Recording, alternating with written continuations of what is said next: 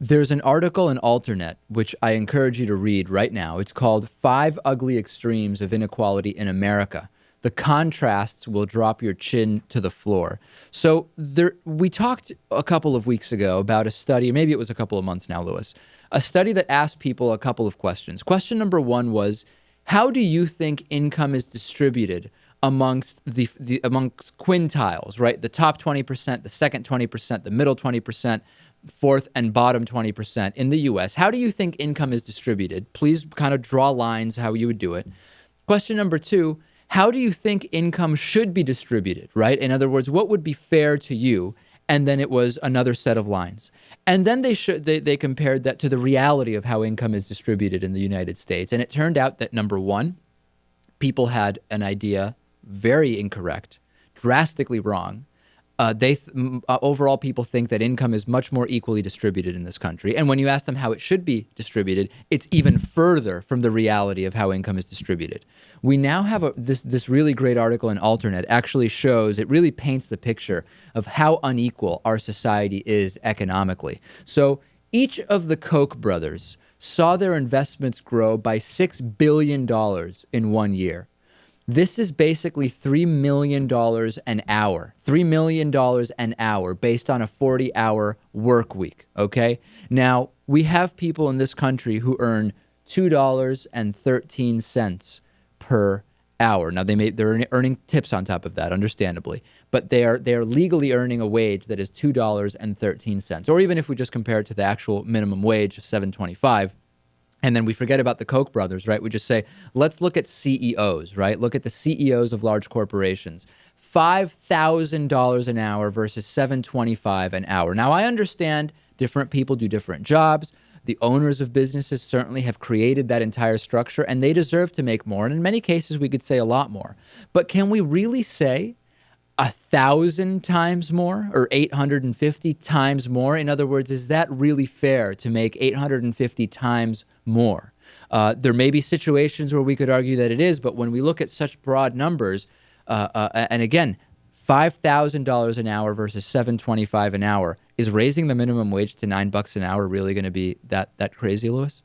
Well, there are two options, right? Either you raise the minimum wage, or you use a lot of that. The government uses a lot of that money that the elites are making, and using that money, give more services and help to the people making $2.13 an hour. Here's another comparison. A single top income from a super rich person could buy housing for every homeless person in the U.S. for 1 year. Okay, so on a winter day in 2012, just months ago, about 633,000 people were homeless in the U.S.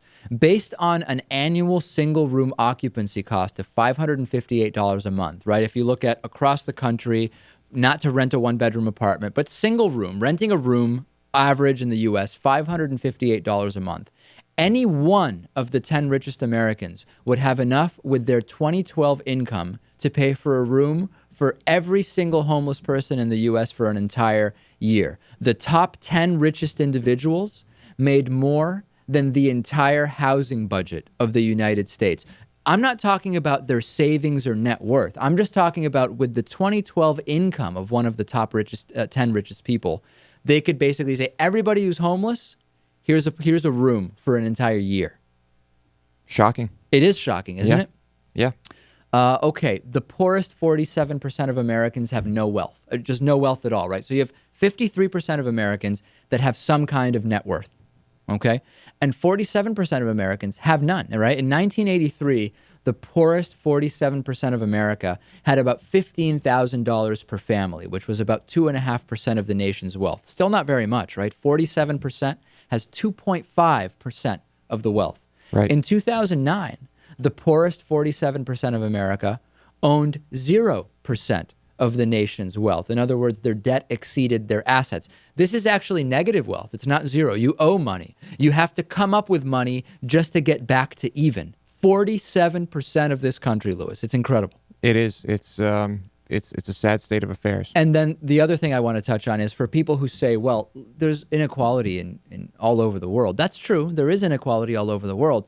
but the U.S. is almost the most wealth unequal country in the entire world. Out of 141 countries, the U.S. has the fourth highest degree of wealth inequality in the world. What countries are ahead of us in wealth inequality? Russia, Ukraine, and Lebanon.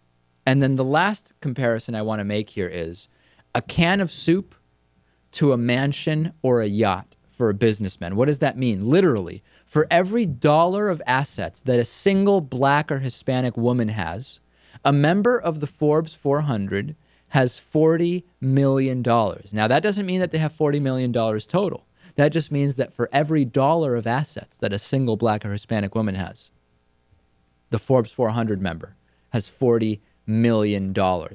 As I said, Lewis, wealth inequality is significantly more drastic than most people even understand.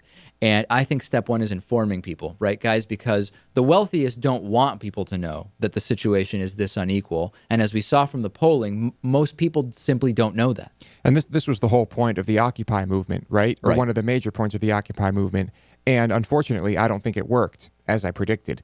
And if you look at countries that do tax the rich, what here would be considered exorbitantly, sure, they don't have the poverty problems. They don't have the inequality problems. They don't have the unhappiness problems. Right. And actually, this is interesting because, Natan, I just saw an interesting interview that Richard Wolff, my former professor and guest on this show, did, where he says Bill O'Reilly's talks of nanny states when he points to countries like on the Iberian Peninsula of Europe, et cetera, and points to the problems they have, they're not really fair comparisons. We really need to be comparing to Scandinavian countries and countries like Germany. Those would be closer to real nanny states that provide more social services, and those countries actually are doing very well. So the comparisons some people like to make aren't even accurate.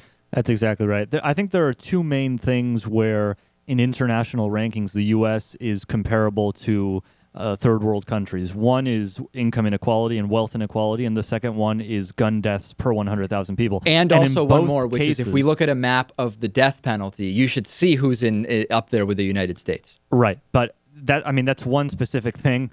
But what I'm saying is this is something that affects everyone. Yeah. And in both cases, you have incredibly special interested groups who are controlling the discussion. And in the case of wealth inequality, anyone who starts talking about this issue is smeared as a socialist. Absolutely. And this is a political problem that we have. No question about it.